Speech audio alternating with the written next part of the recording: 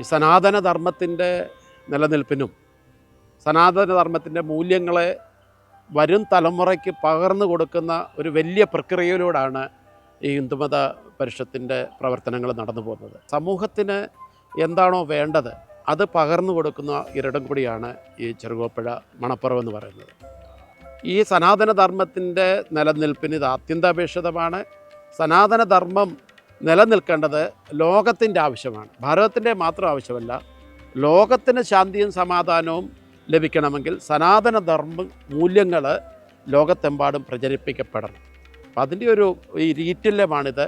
അതിന് വലിയ മാതൃകാപരമായിട്ട് ഇന്ത്യയിലെ തന്നെ ഏറ്റവും വലിയ ഒരു ഹിന്ദു സമ്മേളനം ആണ് ഈ മണപ്പുറത്ത്, പമ്പ മണപ്പുറത്ത്. ഇതൊരു വലിയ ഉത്സവം, ഈ നാടിൻ്റെ വലിയ ഉത്സവം കൂടിയാണിത്. കാര്യം നിരവധി കച്ചവട വ്യാപാരികൾ ഇവിടെ വരുന്നു, കേരളത്തിലുള്ള എമ്പാടുമുള്ള. ഇതൊരു വിപണി കൂടിയായി മാറിക്കൊണ്ടിരിക്കുക.